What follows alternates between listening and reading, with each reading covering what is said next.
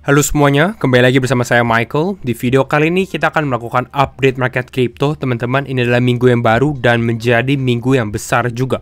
It's a big week yang akan kita bahas di video kali ini. Kira-kira ada apa aja event di minggu ini dan apa harus kita perhatikan. Saya akan analisa juga mengenai Bitcoin dan market crypto, teman-teman. Jadi kalau misalnya kalian suka video ini, pastinya jangan lupa leave a like juga. Pastikan kalian udah subscribe dan juga share videonya kalau misalnya kalian suka market crypto atau berinvestasi di market crypto sendiri. Ya, jadi itu aja. Kita mungkin tanpa berlama-lama lagi, kita masuk dulu aja ke dalam intronya terlebih dahulu ya.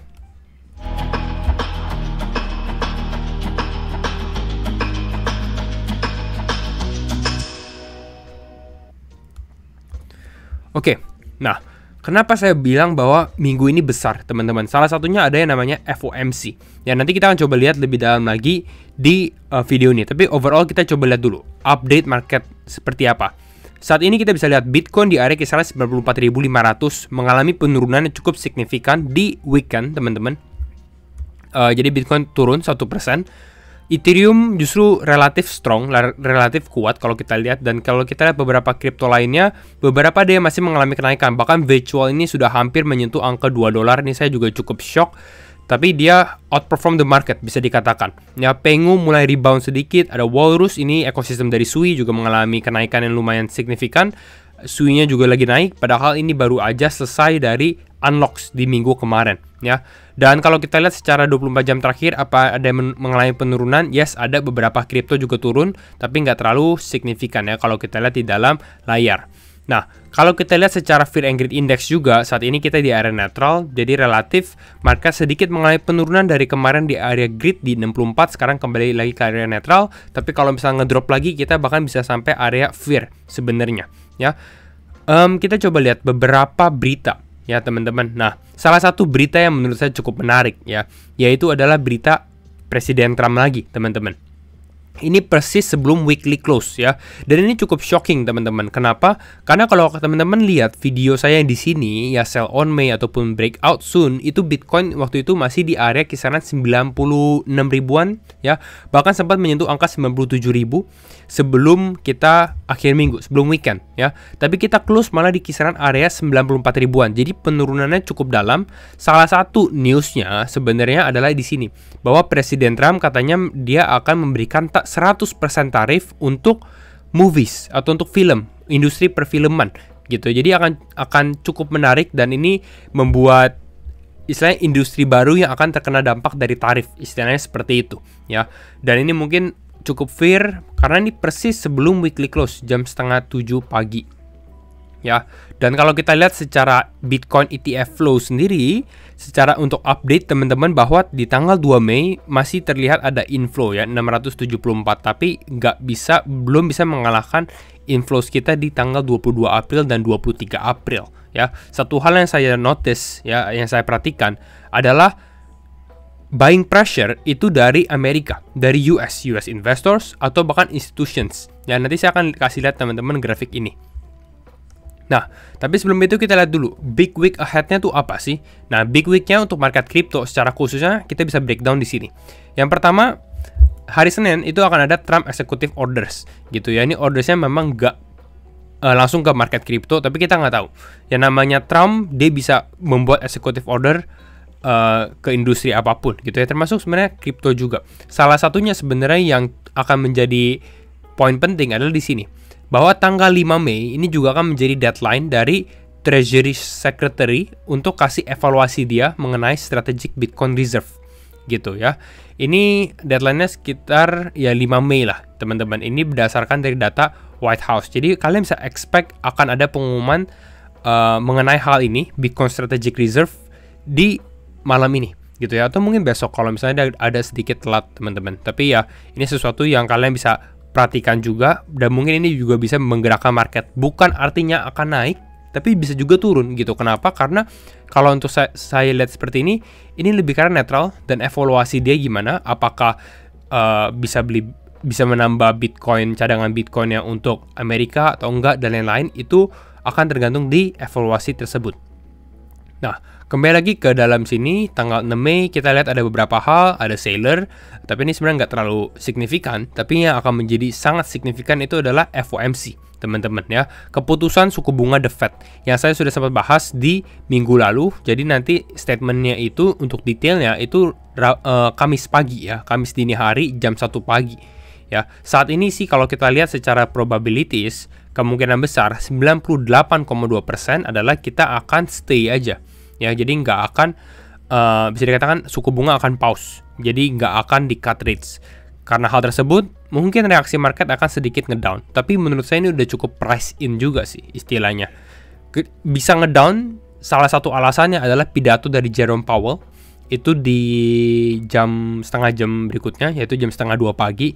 Biasanya apa di press conference ini? Kalau Jerome Powell bilang, ekonomi baik-baik saja gitu ya.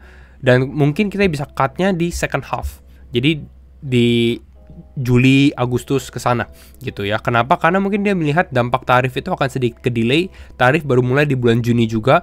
Dengan dimulainya tarif, uncertainty-nya juga tambah besar, mungkin akan di delay aja untuk cut rates. Kalau hal itu terjadi, pidato Jerome Powell dia bilang seperti itu, artinya apa? Ya kemungkinan market bisa ngedown dulu. Karena saat ini saya rasa market expect bahwa kita akan mengalami penurunan suku bunga di bulan Mei, Juni atau nggak Juli ya, di saat ada FOMC meeting. Seperti itu sih kira-kira ya. Jadi ini penting tanggal Kamis pagi teman-teman. Lalu ada jobless claims, tapi lebih menarik sebenarnya Coinbase earnings call. Coinbase akan report laporan keuangan mereka di kuartal 1. Hasilnya bagaimana? Mungkin akan sedikit turun karena Bitcoin juga mengalami penurunan di kuartal 1 gitu ya. Jadi itu beberapa hal yang kalian bisa perhatikan di minggu ini ya, yang cukup penting. Nah, sekarang kita coba masuk ke dalam sedikit teknikalnya, teman-teman, ya. Mulai dari Bitcoin. Salah satu hal yang saya notice dan saya lihat juga gitu ya, bahwa di weekend kemarin, ini kalian bisa lihat tanggal 2, tanggal 3 Mei gitu ya, yang terjadi ya, bahkan tanggal 4 Mei sedikit mengalami penurunan gitu ya untuk harga Bitcoin dari 97.000 sampai ke 94.000. Tapi kalau kalian perhatikan di weekend ini ternyata Binance itu menjual, teman-teman. Ya, Binance ini menjual, ini cukup signifikan, tapi price impact-nya nggak terlalu besar. Jadi ini mungkin akan ada sesuatu yang bisa terjadi di minggu ini kalau menurut saya gitu ya. Dan kita bisa lihat juga bahwa Bitfinex juga jualan juga cukup lumayan besar juga sih di tanggal 4 Mei ya. Nah, itu beberapa hal yang kalian bisa perhatikan. Nextnya juga, ini tadi saya udah bahas, kita coba bahas mengenai Ethereum ya, bahwa Ethereum saat ini memang relatif strong, relatif kuat juga. Bahkan Bitcoin sempat turun, Ethereum-nya turun juga, tapi langsung rebound cukup besar gitu. Ini sesuatu yang cukup aneh gitu. Kenapa? Karena biasanya kalau Bitcoin turun, Ethereum juga ikut turun ya. Tapi satu hal fakta yang menarik yang saya dapatkan adalah ini, performa Ethereum di bulan Mei paling bagus ternyata. Jadi kalau kalian lihat Ethereum monthly returns di bulan Mei ini, dia biasanya plus 27% secara rata-ratanya. Jadi makanya Ethereum saat ini relatif lebih kuat istilahnya dibandingkan Bitcoin ya, secara short term aja sih. Tapi kalau kita secara weekly-nya ya overall sebenarnya kalau menurut saya secara teknikal belum terlalu menarik. Kalau kalian lihat Ethereum dan kalian expect dia langsung kembali ke 3.000, sepertinya harus tunggu dulu gitu ya.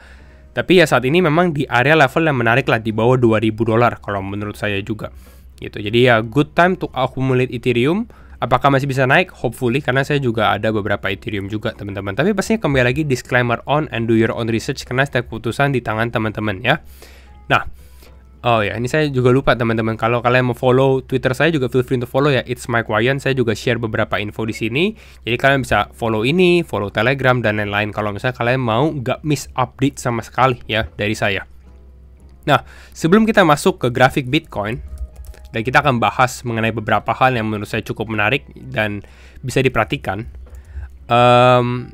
Kita lihat dulu mengenai di sini gitu ya. Saya mau promosi dulu bahwa Laba Lab ini private community dari saya lagi opening batch di bulan Mei, teman-teman. Jadi kalau misalnya kalian mau ikut, feel free untuk ikut. Di sini saya akan share misalnya cara baca ini dan beberapa template lainnya, teman-teman. Lalu kita bahas juga mengenai technical Bitcoin, altcoins dan beberapa pilihannya.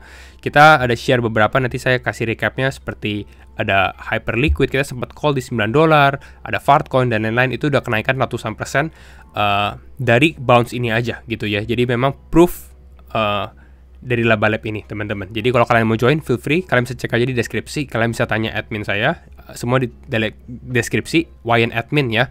Ada pilihan 1 bulan, 3 bulan, 6 bulan, dan 12 bulan. Kita akan close soon, teman-teman, karena kita hanya buka di awal bulan doang. Jadi kalau kalian mau join, langsung aja, gercep, tanpa pakai lama, gitu ya. Kalian bisa coba dulu.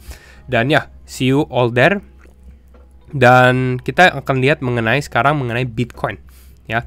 Ini saat ini cocok dengan skema yang kita sudah sempat bahas di video yang terakhir atau bahkan 2 video terakhir, di mana mengambil liquidity di bagian atas lalu mengalami penurunan untuk Bitcoin ya. Walaupun saat ini saya akan cleanin, kita akan bersih-bersih dulu teman-teman dari grafik dulu.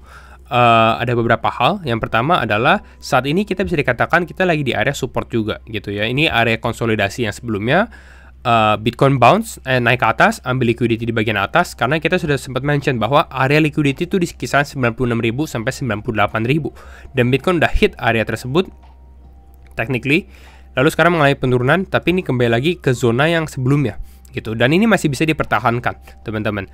Namun kalau saya lihat dari data ini, di mana Binance selling, Bitfinex selling, buying pressure itu hanya dari Coinbase, saya akan cenderung lebih bearish ya. Saya masih melihat bahwa potensi Bitcoin untuk mengalami penurunan lebih lanjut gitu.